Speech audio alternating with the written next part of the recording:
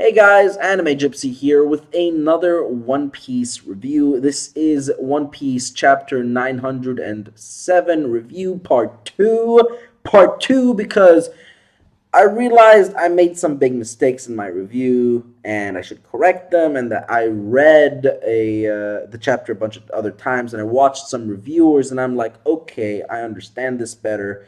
And obviously I am not going to steal from a reviewer. I mean, if I was, I wouldn't be saying this.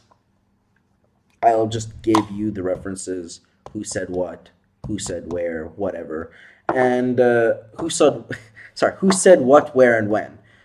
So first of all, you have the rock situation that everyone's divided on, or almost everyone's divided on, because you have cats like Chibi Review who are like, okay, the Rock's pirates weren't only a pirate group; they included Big Mom and Kaido, and they had a captain that we don't know about.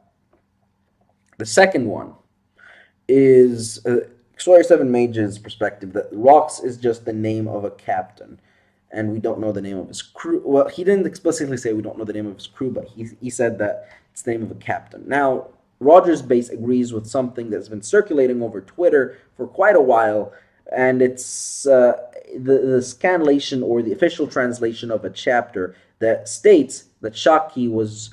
It's something that we've seen basically in the Shabodi Archipelago arc. It's Shaki talking about her history with Garp and how she was chased more than 40 years ago.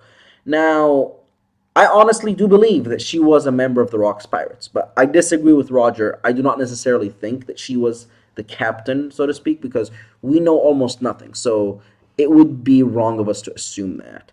I think the captain of the Rocks Pirates probably died of some reason. Probably Garp. The impression I got is that the reason he was called a hero of the Marines is because he went mano a mano with the captain of the Rocks Pirates, and he won against the captain and defeated him and killed him. That's the impression I am getting. I might be wrong, but that's the impression I'm getting. And I'm pretty sure a lot of those folk got imprisoned and impaled down. And guess what? A lot of people that were imprisoned and impaled down and freed when Blackbeard came along and were in level 6 were able to escape, and they weren't really listed among the Blackbeard pirates.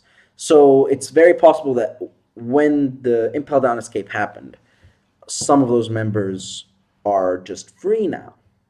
So that's something to keep in mind. Now, as to the importance of the Rocks Pirates and what I believe is their relevance in the story, I think some of them are in Wano. Because Otis said there's a legend in Wano.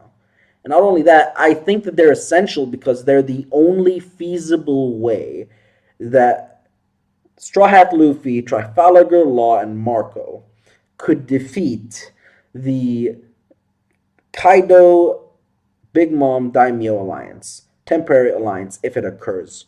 Because Big Mom, Bigu Mamu, joining forces with Kaido, potentially, if that happens, this Rocks Pirate would be the only feasible way that they could survive.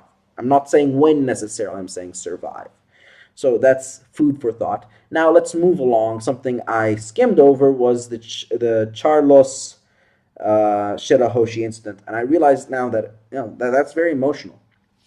That scene was very emotional, and I really didn't give it much heed. This just Rebecca and Vivi getting pulled aside, what was going on there, just the tears, the Otohime flashback, one step further to the sun. I mean, oh God, heart's melting already. And Cypher Pole Aegis Zero. Now, I think I said this in my live reaction. I'm going to say it again now. Rob Lucci is playing some massive BS. I honestly don't think that Rob Lucci believes what he's saying, because it's just goes against his previous persona. He, in the previous Enies Lobby arc, even though he may have seemed cruel, at least he had a sense of justice that is grounded in reason. Now, there is no sense of justice grounded in reason. You have more of a killer vibe, which you got a bit of during the Enies Lobby arc. But I honestly don't think it's the same character. I think he's acting for some reason. He doesn't believe what he's saying. That's honestly my take on the matter for some reason. And I have a theory that he's actually a secret member of the revolutionaries along with Kaku. And the reason I'm saying this is because if you remember the CP9 cover story, they kicked out of the world government and chased by the navy, and they had to fight this captain called Strawberry. Remember that? Why would Oda show us this backstory, this cover page story, unless it had some weight later? Because he could have easily not had this story, and it would have made more sense for Rob Lucci to ascend the ranks as opposed to now.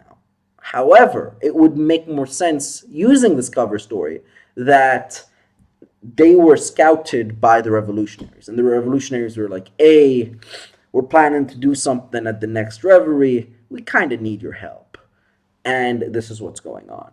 So that's my take on the matter, and I know that might sound wild, I know that might sound crazy, but just if you like my theory, good for you. Tell me what you think down below, and also about the Rocks Pirates. Now, Shanks. I don't know what Shanks did. A Chibi review mentions that what Sengoku said during the Marineford War is very similar to what the Gorosair are saying. It's just because it's you. And I have to say this, Shanks's respect is something. Like, something happened. Shanks did something that appeased the world government and the pirate community as a whole before the Summit War. Otherwise, he wouldn't command such respect, and he wouldn't be recognized as a Yonko in such a manner or fashion. So I'm really looking forward to seeing what Shanks is gonna say or revelations relating to Shanks' history. Now, if you liked the video, please leave a like, and please comment down in the comment section below. Until next time, guys, this is Anime Gypsy, and I'm out. See you guys later. Bye.